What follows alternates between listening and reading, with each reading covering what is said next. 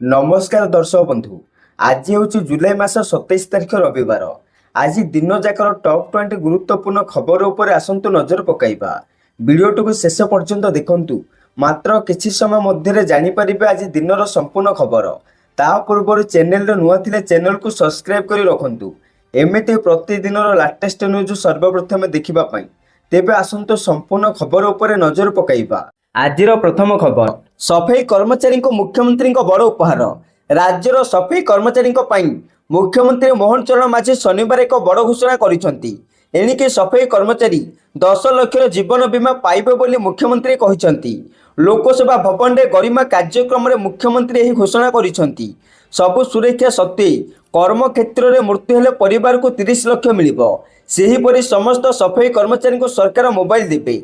शहरी पीएम आवास योजना सफाई कर्मी को छात घर मध्य मिलिबो बोली मुख्यमंत्री कहिसेंती। सूचनायोग्य शुक्रवार मुख्यमंत्री टेक्सटाइल शिल्प में कार्यरत कर्मचारी सरकारी भत्ता मासकू 1000 टंका वृद्धि करथिले। यह द्वारा सरकार पक्षर महिला कर्मचारी को मासकू 6000 टंका बदल में 7000 एवं पुरुष कर्मचारी को 5000 बदल 6000 टंका प्रदान कर। परवर्ती खबर, पीएम किसान 20तम किस्ती आसवा पूर्व कोटिपति चाषी को बड़ झटका। सेपटे प्रधानमंत्री किसान सम्मान निधि योजना अधीन 20तम किस्तीर अपेक्षार थिबा देशर कोटी कोटी चाषी एक चिंताजनक खबर सामना को आसी।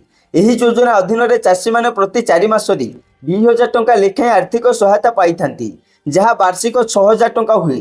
किंतु 20तम किस्ती जहाँ जून 2025 आसबार थिला ताहा विलंब होईछि। सरकारी सूत्रରୁ कौनसी स्पष्ट घोषणा नथिबा बेली रिपोर्ट अनुसार प्रधानमंत्री नरेंद्र मोदी जुलाई शेष किंबा अगस्ट प्रथम सप्ताह संभवतः वाराणसी रे एक कार्यक्रम में 20तम किस्ती प्रकाश करिपारंती। हेले ता पूर्व कहुଯାଇଛି ई-केवाईसी संपूर्ण करंतु। पीएम किसान पोर्टाल माध्यम ओटीपी आधारित किंबा बायोमेट्रिक ई-केवाईसी करिबार बाध्यतामूलक। निकटस्थ कॉमन सर्विस सेंटर सीएससी माध्यम यह आपणकर बैंक अकाउंट आधार सहित लिंक हेबा आवश्यक। भूल अकाउंट नंबर किंबा आईएफसी कोड जो पेमेंट विफल हो पारे। जमीर मालिकाना डिजिटल रेकर्ड जांच होगा आवश्यक।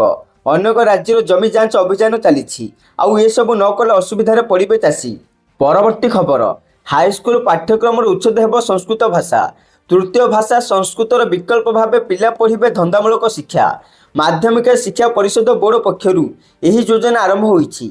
बोर्ड पक्षरु चलित मास 23 तारिख में 431 हाईस्कूल तृतीय भाषा संस्कृत बा हिंदीर विकल्प भाव धंदामूलक शिक्षा प्रचलन पर प्रकाशित निर्देशनामारू यह स्पष्ट होईछि। पूर्वर राज्यर पाखापाखि 3000 हाईस्कूल तृतीय भाषा हिंदी संस्कृत विकल्प विषय भाव धंदामूलक शिक्षा प्रचलन होता। एबे पुणी 400 रु अधिक हाईस्कूल यही धारा लागू करने संस्कृत भाषा प्रति विपद सृष्टि करिछि। तेणु राज्य सरकार को एभली विभ्रांतिकर निष्पत्ति को राज्य संस्कृत शिक्षक महासंघ दृढ़ विरोध करिछि। परवर्ती खबर, सरकार को बड़ घोषणा। राज्य में एणिके ठेका संस्था जरिए सीधा सड़क नुआ नियुक्ति सीधा सड़क दिज्व नहीं। पूर्वर जो सब आउटसोर्सिंग संस्था को मैन पावर लगे नियुक्ति करा बजाय रहिबो एवं संपृक्त संस्था नवीकरण करें। हेले संपृक्त संस्था अर्थ विभाग बिना अनुमोदन रे नुआ करी जणे हेले भी मैन पावर नियुक्ति दे पारिबे नाही बोली अर्थ विभाग पक्षरु स्पष्ट करा जायछि। सेपटे ए संक्रांत अर्थ विभाग प्रमुख शासन सचिव शाश्वत मिश्र गुरुवार समस्त विभाग मुख्यों को पत्र लिखि अवगत कराइछंती। तेबे राज्य रे आहु केही ठेका नियुक्ति हेबे नाही। आउटसोर्सिंग पूर्णछेद पड़ा बोली 2023 जून रे पूर्व सरकार पक्षर घोषणा होता। सेतेबेले ठेका नियुक्ति उच्छेद है बोली सरकार पक्षर कहुला। हेले राज्य सरकार विभिन्न विभाग आवश्यकता दृष्टि यही प्रक्रिया अद्यावधि जारी रही। परवर्ती खबर, बातिल है मेट्रो प्रकल्प कॉन्ट्रैक्ट। भुवनेश्वर मेट्रो प्रकल्प होइथिबा कॉन्ट्रैक्ट बातिल होईछि। कार्य विलंब होइथिबार ठेका संस्था सह होइथिबा कॉन्ट्रैक्ट को बातिल कर दिया जाइछि। ठेका संस्था सिगाल इंडिया और रंजित बिल्डकॉन सह होइथिबा कॉन्ट्रैक्ट बातिल कर जाइछि। अन्य पक्षरे ओडिशा रे मेट्रो गढ़िबा नै जो अनिश्चितता देखा देइथिला ताहा सत्य बोली प्रमाणित होईछि। तेबे मिलिथिबा सूचना मुताबक ओडिशा रे मेट्रो प्रकल्प नै केंद्र को कौनसी प्रस्ताव जाई नहीं। संसद रे ए नै उत्तर रखिछन्ते मंत्री। मंत्री को कहिबा कथा जे केंद्र सरकार को पाखको 70टी प्रस्ताव विभिन्न राज्यରୁ आसीछि। प्रकल्प पई केंद्र सरकार मध्य अनुदान दैछन्ती किंतु ओडिशार ना नहीं। परवर्ती खबर, आंबुलांस रे युवती को गण बलात्कार। बिहार गयाजी जिलूर यही अत्यंत लज्जाजनक घटना सामना को आसी। ଗତ ଗୁରୁବାର ହୋମଗାର୍ଡ ନିଯୁକ୍ତି ଦୌଡ଼ ସମୟରେ ଜଣେ ମହିଳା ପ୍ରାର୍ଥୀ ଚେତାଶୂନ୍ୟ ହୋଇପଡ଼ିଥିଲେ। ଏହାପରେ ତାଙ୍କୁ ହସ୍ପିଟାଲ ନେବା ସମୟରେ ଆମ୍ବୁଲାନ୍ସ ଡ୍ରାଇଭର ଓ ଟେକ୍ନିସିଆନ ମିଶି ରାସ୍ତାରେ ଯୁବତୀଙ୍କୁ ଗଣବଳାତ୍କାର କରିଥିଲେ। ଏହି ଘଟଣା ଜଣାପଡ଼ିବା ପରେ ଉତ୍ତେଜନା ପ୍ରକାଶ ପାଇଥିଲା। ତେବେ ପୋଲିସ ଶନିବାର ଆମ୍ବୁଲାନ୍ସ ଡ୍ରାଇଭର ଏବଂ ଟେକ୍ନିସିଆନଙ୍କୁ ଗିରଫ କରିଛି। ସୂଚନା ଅନୁସାରେ ଯୁବତୀ ଜଣକ BMP-3ରେ ହୋମଗାର୍ଡ ନିଯୁକ୍ତି ପାଇଁ ଦୌଡ଼ ପରୀକ୍ଷା ଦେବାକୁ ଗୟାଜି ଆସିଥିଲେ। ଏହି ସମୟରେ ତାଙ୍କ ସ୍ୱାସ୍ଥ୍ୟ ଅବସ୍ଥା ବିଗିଡ଼ି ଯାଇଥିଲା। ପରେ ତାଙ୍କୁ ହସ୍ପିଟାଲ ନିଆଯାଇଥିଲା। ସେହି ସମୟରେ 2 ଜଣ ଯୁବକ ଆମ୍ବୁଲାନ୍ସରେ ତାଙ୍କୁ ଗଣବଳାତ୍କାର କରିଥିଲେ। ହସ୍ପିଟାଲରେ ପହଞ୍ଚିବା ପରେ ଯେତେବେଳେ ତାଙ୍କ ଚେତା ଫେରିଲା, ସେ ହସ୍ପିଟାଲର ଡାକ୍ତରଙ୍କୁ ବଳାତ୍କାର ବିଷୟରେ ଜଣାଇଥିଲେ। ପରବର୍ତ୍ତୀ ଖବର, ପାକିସ୍ତାନକୁ ଧନ୍ୟବାଦ ଦେଲା ଆମେରିକା। ସେପଟେ ଆମେରିକା ବୈଦେଶିକ ମନ୍ତ୍ରୀ ମାର୍କ ରୁବିଓ ୱାଶିଂଟନରେ ପାକିସ୍ତାନର ଉପପ୍ରଧାନମନ୍ତ୍ରୀ ଏବଂ ବୈଦେଶିକ ମନ୍ତ୍ରୀ ଇଶାକ ଡାରଙ୍କୁ ଭେଟିଥିଲେ। ଦୁଇ ଦେଶ ମଧ୍ୟରେ ଦ୍ୱିପାକ୍ଷିକ ସମ୍ପର୍କକୁ ମଜବୁତ କରିବା ଲକ୍ଷ୍ୟରେ ଏହି ବୈଠକ ଅନୁଷ୍ଠିତ ହୋଇଥିଲା। ବୈଠକ ପରେ ଜାରି ଏକ ବିବୃତ୍ତିରେ ରୁବିଓ କହିଛନ୍ତି ସେ ଆତଙ୍କବାଦ ବିରୋଧରେ ସହଭାଗିତା ଏବଂ ଆଞ୍ଚଳିକ ସ୍ଥିରତା ବଜାୟ ରଖିବାରେ ଇଶାକ ଡାରଙ୍କ ସହଯୋଗ ପାଇଁ ଧନ୍ୟବାଦ ଜଣାଇଛନ୍ତି। ଦୁଇ ନେତା ପାରସ୍ପରିକ ବାଣିଜ୍ୟ ବୃଦ୍ଧି ଏବଂ ଖଣିଜ କ୍ଷେତ୍ରରେ ସହଯୋଗକୁ ଆହୁରି ବୃଦ୍ଧି କରିବା ଉପରେ ମଧ୍ୟ ଆଲୋଚନା କରିଛନ୍ତି। ପରବର୍ତ୍ତୀ ଖବର, ଲଘୁଚାପ ପ୍ରଭାବରେ ବର୍ଷା ଫୁଲିଲା 6 ନଦୀ। ଲଘୁଚାପ ପ୍ରଭାବରେ ସାରା ରାଜ୍ୟରେ ଲଗାଣ ବର୍ଷା ହେଉଛି। ଫଳରେ 6 ନଦୀରେ ଜଳସ୍ତର ବୃଦ୍ଧି ପାଉଛି। ମହାନଦୀ ଦେବୀ ବ୍ରାହ୍ମଣୀ, ବୈତରଣୀ, ବୁଢ଼ା ବଳଙ୍ଗ ଓ ଜଳକା ନଦୀର କେତେକ ସ୍ଥାନରେ ଜଳସ୍ତର ବୃଦ୍ଧି ପାଉଥିବା ଲକ୍ଷ୍ୟ କରାଯାଇଛି। ଅପରପକ୍ଷରେ ଆଜି ପ୍ରବଳ ବର୍ଷା ହେବାକୁ ଥିବାରୁ 2 ଜିଲ୍ଲାକୁ ରେଡ୍ ଏବଂ 10 ଜିଲ୍ଲାକୁ ଅରେଞ୍ଜ ଓ 6 ଜିଲ୍ଲାକୁ ୟେଲୋ ୱାର୍ଣ୍ଣିଂ ଜାରି ହୋଇଛି। ସେପଟେ ଗତକାଲି ସକାଳେ ଲଘୁଚାପ ଉପକୂଳ ପଶ୍ଚିମବଙ୍ଗ ଓ ଉତ୍ତର ପଶ୍ଚିମ ବଙ୍ଗୋପସାଗର ଏବଂ ବାଂଲାଦେଶର ସଂଲଗ୍ନ ଅଞ୍ଚଳ ଉପରେ କେନ୍ଦ୍ରୀଭୂତ ହୋଇଥିଲା। ସେହିପରି ମୌସୁମୀ ଟ୍ରଫ୍ ଅନ୍ୟ ସ୍ଥାନ ସମେତ ଉତ୍ତର ଓଡ଼ିଶାରେ ଥିଲାବେଳେ ଦକ୍ଷିଣ ପଶ୍ଚିମ ମୌସୁମୀ ବାୟୁ ମଧ୍ୟ ଓଡ଼ିଶା ଉପରେ ସକ୍ରିୟ ରହିଛି। ତେଣୁ ଆଜି ପାଇଁ ମୟୂରଭଞ୍ଜ ଓ କେନ୍ଦୁଝର ଜିଲ୍ଲାରେ ପ୍ରବଳରୁ ଅତି ପ୍ରବଳ ବର୍ଷା ହେବାକୁ ଥିବାରୁ ରେଡ୍ ୱାର୍ଣ୍ଣିଂ ଜାରି କରାଯାଇଛି। ସେହିପରି ବରଗଡ଼, ଝାରସୁଗୁଡ଼ା, ସମ୍ବଲପୁର, ଦେବଗଡ଼, ଅନୁଗୁଳ, ଢେଙ୍କାନାଳ, ସୁନ୍ଦରଗଡ଼, ବାଲେଶ୍ୱର, ଭଦ୍ରକ ଓ ଯାଜପୁର ଜିଲ୍ଲାର ଗୋଟିଏ କିମ୍ବା 2ଟି ସ୍ଥାନରେ ପ୍ରବଳରୁ ଅତି ପ୍ରବଳ ବର୍ଷା ହେବ। ଏହିସବୁ ଜିଲ୍ଲାକୁ ଅରେଞ୍ଜ ୱାର୍ଣ୍ଣିଂ ଜାରି ହୋଇଛି। ଏହାଛଡ଼ା ନୂଆପଡ଼ା, ବଲାଙ୍ଗୀର, ସୋନପୁର, ବୌଦ୍ଧ, କଳାହାଣ୍ଡି ଓ ନବରଙ୍ଗପୁର ଜିଲ୍ଲାକୁ ୟେଲୋ ୱାର୍ଣ୍ଣିଂ ଜାରି କରାଯାଇଛି। ପରବର୍ତ୍ତୀ ଖବର, ଦୁନିଆର ସବୁଠାରୁ ଲୋକପ୍ରିୟ ଗଣତାନ୍ତ୍ରିକ ନେତା ପ୍ରଧାନମନ୍ତ୍ରୀ ନରେନ୍ଦ୍ର ମୋଦି, ପଛରେ ପଡ଼ିଲେ ଡୋନାଲ୍ଡ ଟ୍ରମ୍ପ। ସେପଟେ ଦୁନିଆର ସବୁଠାରୁ ଲୋକପ୍ରିୟ ଗଣତାନ୍ତ୍ରିକ ନେତା ପ୍ରଧାନମନ୍ତ୍ରୀ ନରେନ୍ଦ୍ର ମୋଦି, ପଛରେ ପଡ଼ିଲେ Donald Trump. Business intelligence company morning କନସଲଟାନ୍ସର ତାଜା ସର୍ଭେ ରିପୋର୍ଟ ଖୁଲାସା। 20ରୁ ଉର୍ଦ୍ଧ୍ୱ ଦେଶର ନେତାଙ୍କୁ ନେଇ ଜୁଲାଇ 4ରୁ 10 ତାରିଖ ମଧ୍ୟରେ ସର୍ଭେ କରାଯାଇଥିଲା। ଏହି ସର୍ଭେରେ 75% ଲୋକ ମୋଦିଙ୍କୁ ପସନ୍ଦ କରିଛନ୍ତି। ସେହିପରି ଦ୍ୱିତୀୟ ସ୍ଥାନରେ ରହିଛନ୍ତି ଦକ୍ଷିଣ କୋରିଆର ରାଷ୍ଟ୍ରପତି ଜି ଜେ-ମୁଙ୍ଗ। ତାଙ୍କୁ 69% ରେଟିଂ ମିଳିଛି। ତାଙ୍କ ପଛକୁ ତୃତୀୟ ସ୍ଥାନରେ ଆର୍ଜେଣ୍ଟିନା ରାଷ୍ଟ୍ରପତି ଜାଭିୟର ମିଲେଇ ରହିଛନ୍ତି। ତାଙ୍କୁ 57% ଲୋକ ସମର୍ଥନ କରୁଛନ୍ତି। ଏନେଇ BJP IT cell head Amit Malviya social media platform ଏକ୍ସରେ ଏହି ରିପୋର୍ଟକୁ ସେୟାର କରିଛନ୍ତି। ସେହିପରି ଲୋକପ୍ରିୟ ନେତାଙ୍କ ତାଲିକାର ଚତୁର୍ଥ ନମ୍ବରରେ କାନାଡାର ମାର୍କ କାର୍ନି ରହିଛନ୍ତି। ତାଙ୍କୁ 56% ସମର୍ଥନ ମିଳିଛି। ପଞ୍ଚମ ସ୍ଥାନରେ ଅଷ୍ଟ୍ରେଲିଆର ଏନ୍ଥୋନି ଅଲନିଜ ରହିଛନ୍ତି। ତାଙ୍କୁ 54% ରେଟିଂ ମିଳିଛି। ଆମେରିକା ରାଷ୍ଟ୍ରପତି ଡୋନାଲ୍ଡ ଟ୍ରମ୍ପଙ୍କୁ ମାତ୍ର 44% ଲୋକ ପସନ୍ଦ କରୁଛନ୍ତି। ସବୁଠୁ ବଡ଼ କଥା ହେଲା ତାଙ୍କୁ 50% ଲୋକ ବିରୋଧ କରୁଛନ୍ତି। ପରବର୍ତ୍ତୀ ଖବର, ଅନାସ୍ଥା ପ୍ରସ୍ତାବ ବିଜେଡି ବିଜେପି ମୁହାଁମୁହିଁ। ସେପଟେ ବିରୋଧୀ ଅନାସ୍ଥା ପ୍ରସ୍ତାବ ଆଣିବା ପ୍ରସଙ୍ଗରେ ବିଜେପି ରାଜ୍ୟ ସଭାପତି ମନମୋହନ ସାମଲ ଶନିବାର ନିଜର ପ୍ରତିକ୍ରିୟା ଦେଇଛନ୍ତି। ସେ କହିଛନ୍ତି ବିରୋଧୀଙ୍କ ଅଧିକାର ରହିଛି ଅନାସ୍ଥା ପ୍ରସ୍ତାବ ଆଣିବାର। କଂଗ୍ରେସ ଆଣିବାକୁ ଚାହିଁଲେ ଆଣିବ ଓ ବିଜେଡି ସମର୍ଥନ ଜଣାଇଲେ ଜଣାଇବ। ଆସିଲେ ଆମେ ସାମ୍ନା କରିବୁ, ସେଥିପାଇଁ ଆମେ ପ୍ରସ୍ତୁତ ଅଛୁ। ଏପଟେ ମନମୋହନଙ୍କ ଅନାସ୍ଥା ଉତ୍ତର ଉପରେ ପ୍ରତିକ୍ରିୟା ରଖି ବିଜେଡି ବିଧାୟକ ଅରୁଣ ସାହୁ କହିଛନ୍ତି ସରକାର ଆଗେ ମୌସୁମୀ ଅଧିବେଶନ ଡାକନ୍ତୁ, ତାପରେ ଆମେ ଆସ୍ଥା ଅନାସ୍ଥା ଅବସ୍ଥା ବ୍ୟବସ୍ଥା ସବୁ ଏକ କରିଦେବୁ। ସୂଚନା ଅନୁଯାୟୀ ଜୁଲାଇ 23ରେ ବିଜେପି ସରକାରଙ୍କ ବିରୋଧରେ ଅନାସ୍ଥା ପ୍ରସ୍ତାବ ନେଇ ପିସିସି ସଭାପତି ଭକ୍ତ ଦାସ ଆହ୍ୱାନ ଦେଇଥିଲେ। ନାରୀଙ୍କୁ ନିର୍ଯାତନା ପାଇଁ ଯଦି ବିଜେଡି ଲଢୁଛି ତେବେ ବିଧାନସଭାରେ ଅନାସ୍ଥା ପ୍ରସ୍ତାବ ଆଣୁ, ଆମେ ସମର୍ଥନ ଦେବୁ ବୋଲି କହିଥିଲେ ଭକ୍ତ ଦାସ। ପରବର୍ତ୍ତୀ ଖବର, କନିଷ୍ଠ ଶିକ୍ଷକ ନିଯୁକ୍ତି ପ୍ରକ୍ରିୟାରେ 2 ବର୍ଷିଆ ବିଇଡି ପ୍ରାର୍ଥୀଙ୍କୁ ମିଳିବ ସୁଯୋଗ, କହିଲେ ହାଇକୋର୍ଟ। ଏଣିକି କନିଷ୍ଠ ଶିକ୍ଷକ ନିଯୁକ୍ତି ପ୍ରକ୍ରିୟାରେ 2 ବର୍ଷିଆ ବିଇଡି ପାଠ୍ୟକ୍ରମ ସମ୍ପୂର୍ଣ୍ଣ କରିଥିବା ପ୍ରାର୍ଥୀଙ୍କୁ ମିଳିବ ସୁଯୋଗ। ସ୍ନାତକ ପରେ 2 ବର୍ଷିଆ ବିଇଡି ପ୍ରାର୍ଥୀଙ୍କୁ ଅଯୋଗ୍ୟ ଘୋଷଣା ସହିତ ତାଙ୍କ ପ୍ରାର୍ଥୀତ୍ୱ ଖାରଜ କରି 2024 ଜୁଲାଇ 25ରେ ପ୍ରଦାନ କରାଯାଇଥିବା ନିର୍ଦ୍ଦେଶକୁ ହାଇକୋର୍ଟ ରଦ୍ଦ କରିଛନ୍ତି। ତେବେ କନିଷ୍ଠ ଶିକ୍ଷକ ପଦ ପାଇଁ 2023 ବିଜ୍ଞପ୍ତି ଆଧାରରେ ଅନୁଷ୍ଠିତ ନିଯୁକ୍ତି ପ୍ରକ୍ରିୟାର ପ୍ରକାଶିତ ପ୍ରୋଭିଜନାଲ ମେଧା ତାଲିକାରେ ଆବେଦନକାରୀଙ୍କ ନାଁ ପୁନଃସ୍ଥାପିତ କରାଯିବ। ଏହାପରେ ଆବେଦନକାରୀଙ୍କ ନିଯୁକ୍ତି ପ୍ରସଙ୍ଗରେ ପରବର୍ତ୍ତୀ କାର୍ଯ୍ୟାନୁଷ୍ଠାନ ଗ୍ରହଣ କରାଯିବ ବୋଲି ହାଇକୋର୍ଟ କହିଛନ୍ତି। ସେପଟେ ମୁଖ୍ୟ ବିଚାରପତି ଜଷ୍ଟିସ୍ ହରିଶ ଟଣ୍ଡନ ଓ ମାନସ ରଞ୍ଜନ ପାଠକଙ୍କୁ ନେଇ ଗଠିତ ଖଣ୍ଡପୀଠ ସନ୍ତୋଷ କୁମାର ବେହେରାଙ୍କ ତରଫରୁ ଦାୟର ରିଟ୍ ଅପିଲର ଶୁଣାଣି କରି ଏପରି ରାୟ ପ୍ରଦାନ କରାଯାଇଛି।